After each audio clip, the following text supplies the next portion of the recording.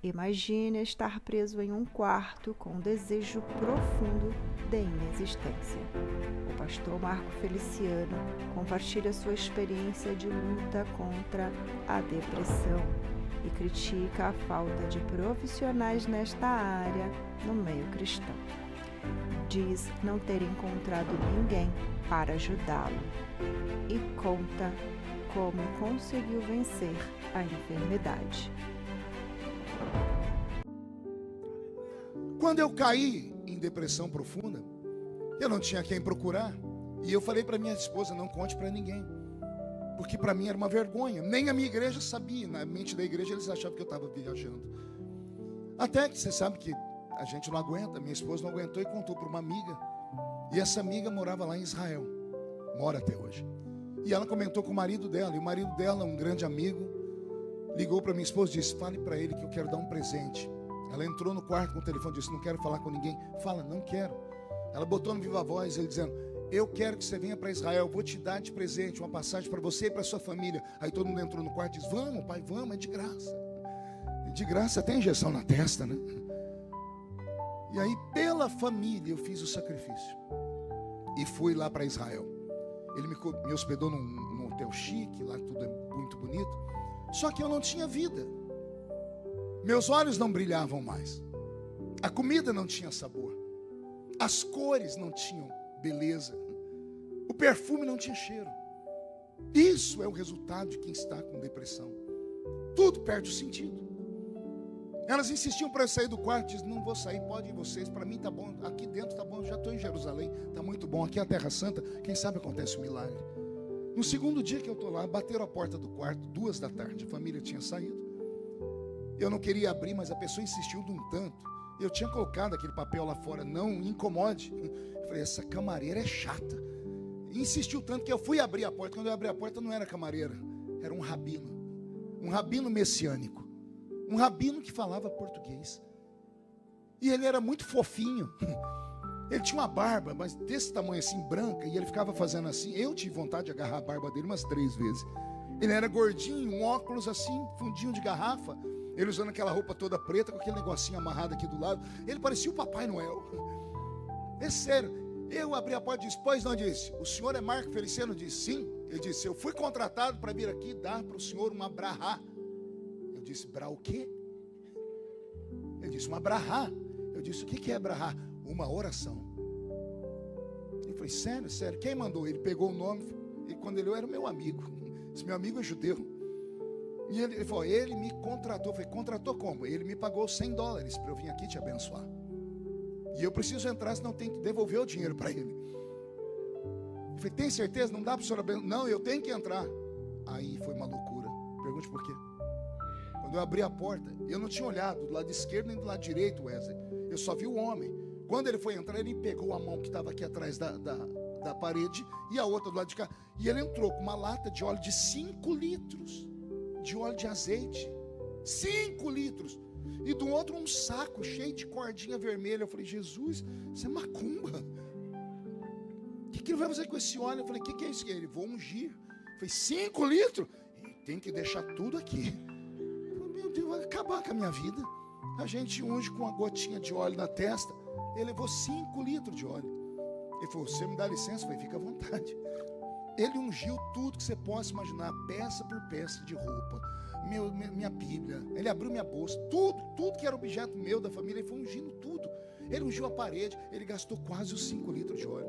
Ele ungiu minha mão, minha perna, passou óleo na testa, na nuca. Eu falei, meu Deus, eu estou recebendo um passe aqui. Eu sou pastor, meu Deus. Depois, não basta o que eu estou passando. Aí ele pegou aquelas cordinhas vermelhas, amarrou uma aqui, outra aqui, amarrou no meu dedo. Eu falei, o que é isso? São alianças que eu estou fazendo em oração em judaico, na língua judaica. Quando ele terminou, eu disse, e aí, como é que você se sente? Eu falei, tô do mesmo jeito. Ele abaixou a cabeça, coçou. Bom, eu vou ter que fazer outras coisas. Eu falei, ai meu Deus, o que esse homem vai fazer? E eu querendo que ele ia embora. Ele fez mais umas coisas que eu não vou falar para vocês, senão vocês vão ficar escandalizados, vão até deixar de ser crente desse jeito. Ele fez umas coisas do judaísmo para mim. E terminou, ele disse, e agora, como você está se sentindo? Eu disse, do mesmo jeito. Ele coçou a cabeça, olhou, então vou ter que apelar.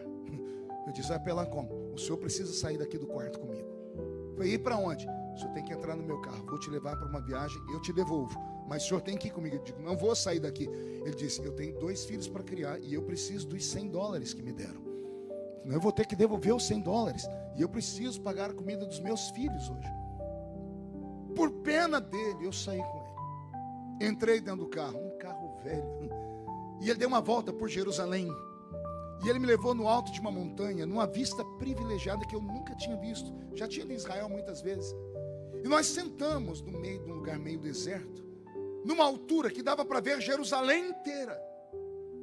E eu vi a cidade velha de Davi, eu vi o Muro das Lamentações, eu vi o Domo da Rocha, eu vi o Monte das Oliveiras. E aí ele sentou do meu lado e eu sentei de cá. Eu falei, e agora? Ele disse, agora fica aí meditando, que eu vou ficar meditando daqui. Eu falei, meu Deus, só parece louco na minha vida. E ele começou a fazer assim na barba. Ele olhava para mim, ria, disse, tá tudo bem? Eu disse, não tem o que fazer, tá? Nós ficamos 40 minutos sentados, sem ele falar nada.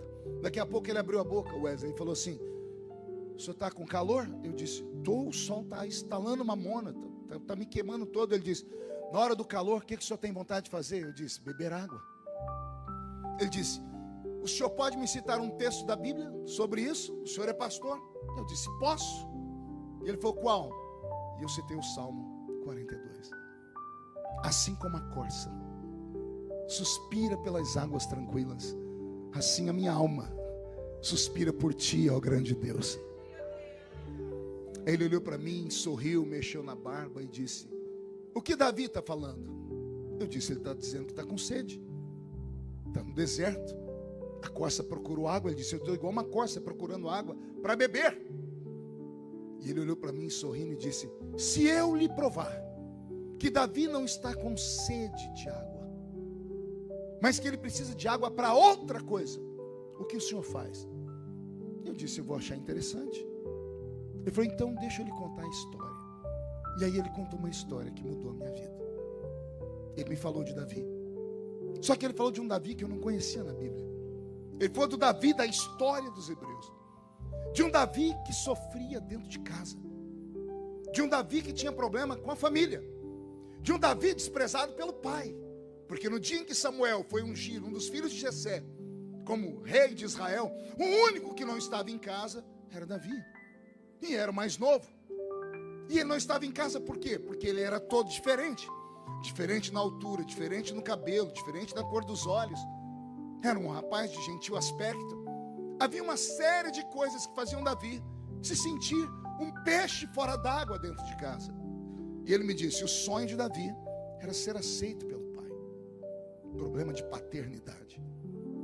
Eu disse, para Davi ser aceito pelo pai, ele colocou uma coisa no coração dele. Preciso surpreender o meu pai. E de que forma que o menino judeu surpreendia um pai? Caçando. Levando para o pai uma iguaria. Uma caça exótica. Mas como é que ele pode surpreender o pai que é fazendeiro? Jessé, o belemita, era fazendeiro. E ele tinha todos os animais. Ele tinha vaca, tinha boi, tinha cabrito, tinha ovelha. Ele tinha todos os animais. Como é que você surpreende o seu pai se ele tem todas as carnes? Aí ele me disse, Davi foi em busca de uma carne exótica.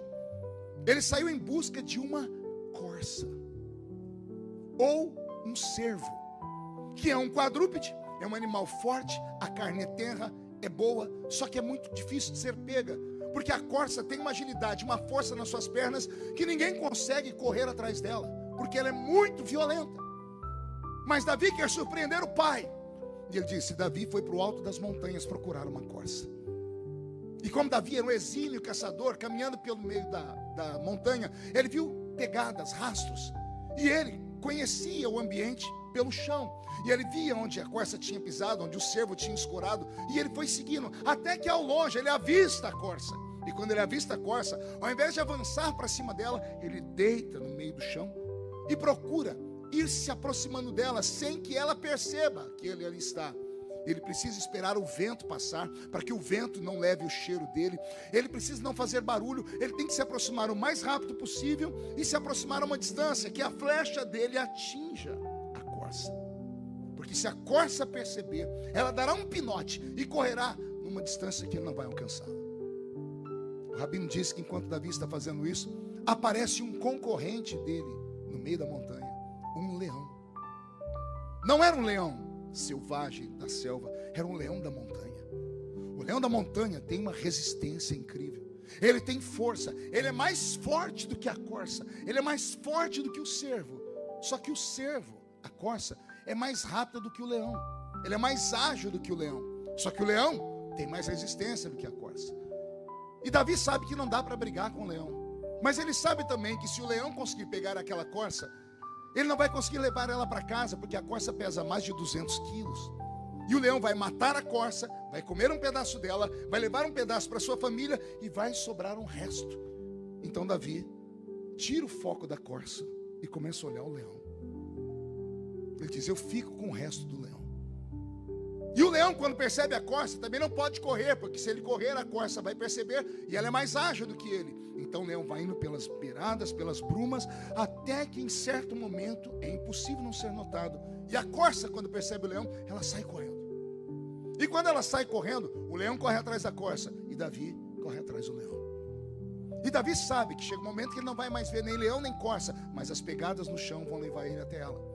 E o leão também sabe que não dá para concorrer com a corça na velocidade, porém, ele tem mais resistência do que a corça. E a corça, por ser um animal que conhece o predador, sabe que ela está perdida. Pergunte por quê? Porque o leão tem um dom, ele tem um olfato, que quando ele sente o cheiro da corça, a corça pode ir para onde ela for, ela pode sumir de vista. O leão vai procurar ela como se tivesse ficado um rastro invisível. E por que ela transpira? Medo. A corça libera o cheiro do medo. Você sabia que alguns animais conseguem isso? Alguns animais sentem o cheiro do medo. Alguém aqui já teve a experiência de estar passando numa rua, aí você olha, tem aquela porcaria daquele chihuahua. Ele é do tamanho da sua mão, parece um rato. Aí você olha para ele, daqui a pouco ele começa a latir. Ele quer, você fala: meu Deus, olha o tamanho da criatura. E o pior, a gente sai de perto, porque aquele bichinho quando morde machuca. Por que é que esse chihuahua late pensando que é um pitbull? Porque ele sentiu o cheiro do medo. Cavalo sente o cheiro do medo. Sabia disso? Alguém aqui já foi da roça? É sério, eu estou aqui em Londres e tem gente que morou na roça. Você já sentou no cavalo? Eu lembro que uma vez meu avô me colocou em cima de um cavalo. Aquilo não era um cavalo, aquilo era um pangaré. Alguém lembra do desenho do Pica-Pau? Lembra do pé de pano? Era igualzinho aquilo, só tinha barriga o infeliz. Ele andava até encurvado de tanta barriga. Meu avô me colocou em cima daquela porcaria. E eu sentei, meu avô falou: cuidado, falou, pode deixar, avô, eu sou peão de boiadeiro. Oh, meu Deus. Esse cavalo começou a perceber que eu fiquei com medo. Ele se sentiu um manga larga, um cavalo de raça. Ele saiu correndo e me jogou em cima de um pé de café. Eu me arrebentei todo. Lá veio meu avô e disse: ê menino medroso. Eu falei: não é medo não, avô. Ele falou: até o cavalo sabe que você tem medo. Os antigos sabiam que cavalo sentia cheiro do medo. Como é que alguns animais têm isso? Todas as vezes que você fica tenso, todas as vezes que você fica ansioso, você transpira. Não só transpira, você libera uma enzima que cachorro e cavalo sentem o cheiro. A corça liberou uma enzima que o leão sentiu o cheiro. Eu chamo de cheiro do medo. A corça fugiu porque ela corria mais do que o leão. E o leão continuou no trote dele, porque ele não precisa ver a corça. Na medida que ela corre, ela transpira e fica um rastro invisível que ninguém vê. Mas o leão sente. O rabino contou que essa história terminou na beira de um riacho. Porque quando o leão correu atrás da corça, ele se deparou com um ribeiro de águas e ficou parado. E quando Davi se aproximou de longe, ele viu o leão fazendo assim, buscando o cheiro da corça. E ele não sentia mais nada. A corça sumiu. E o cheiro do medo também. E Davi ficou observando para ver o que o leão ia fazer. O leão agora tem que usar o instinto, escolher esquerda ou direita, porque ele não sente mais o cheiro da corça. E o leão saiu. O rabino diz que a tradição deles fala que Davi se aproximou do ribeiro, porque ele estava cansado de correr atrás do leão. E quando ele começou a beber água, ele viu uma moita à direita de capim, e ele viu a moita se balançar. Quando ele observou, quem é que levanta de trás da moita? A corça. Ela se levanta, mas ela está brilhando, porque ela estava toda molhada. Ela se levanta e se sacode, joga água para todos os lados. Davi, ao invés de matar a corça, eternizou ela num salmo. Ele entendeu o que a corça fez. A corça não fugiu do leão. A corça procurou um lugar para se esconder. E ela não se escondeu atrás da moita só. Porque se ela tivesse corrido e ficado atrás da moita, o cheiro do medo levaria o leão até a moita. A corça saiu buscando águas. Não é porque ela queria beber água. Quando ela viu o ribeiro, ela entrou dentro do ribeiro. Ela mergulhou nas águas. Ela se afundou nas águas. Quando a água passou por cima dela, a corrente levou embora. A correnteza das águas levou embora o suor. Aleluia. A correnteza, Wesley, levou embora as enzimas. A correnteza levou embora o medo. O cheiro do medo. E aí Davi entendeu que tem vezes na vida que não dá para correr. Só tem um jeito de enfrentar o inimigo. É mergulhar nas águas. Aleluia. Eu sinto Jesus aqui. Quando eu vejo Davi, na minha imaginação, observando aquela corça que mergulhou nas águas, e ao invés de matá-la, ele eterniza ela. Ele está dizendo assim: Deus, a minha vida é igual a dessa corça. Todos os dias tem um inimigo. Todos os dias tem alguém tentando roubar a minha bênção. Todos os dias tem alguém me julgando. Não bastasse as crises que eu passo. E tem dias que o inimigo é pesado, não dá para encarar ele. E aí não tem para onde ir. Porque se eu contar com a minha força, eu vou tombar. Só tem um jeito. É procurar águas tranquilas e mergulhar nas águas. A corça não estava com sede de águas. Ela queria que o medo dela desaparecesse. Quando o Rabino me contou essa história, eu tive uma crise de choro. E ele chegou perto de mim. Ele não falou mais nada, ele só me deu um abraço. Ele passou meia hora abraçado comigo e eu chorei, mas chorei copiosamente. E eu comecei a balbuciar palavras falando: Senhor, prepare um ribeiro para mim. Eu preciso mergulhar, não dou conta mais de correr. Não dou conta mais de me esconder onde eu estou me escondendo, porque todo lugar que eu vou o diabo me encontra. Todo lugar que eu vou a luta vem atrás de mim. Senhor, me prepara um ribeiro de águas. E o Senhor disse para mim: filho, eu vou preparar, mas você vai ter que mergulhar. Como assim, Senhor? Você vai ter que se esconder em mim. E eu falei: mas o que vão dizer as pessoas? Ele disse: ignore as pessoas, porque se alguém te chamar de covarde, essas pessoas não te visitam. Essas pessoas não podem te ajudar. Só eu posso te ajudar. Agora você tem que parar de pensar nos outros e pense na sua vida. É hora de você se salvar. É hora de você cuidar das suas feridas. É hora de você entender que tem hora na vida que não dá para ajudar todo mundo. Aí eu me lembrei dos meus velhos pais dizendo: eu prefiro ser um herói morto do que um covarde vivo. E o Espírito Santo falando para mim: isso aí é frase de efeito de filme de faroeste. É melhor ser um covarde vivo do que um herói morto. Porque você não é sozinho.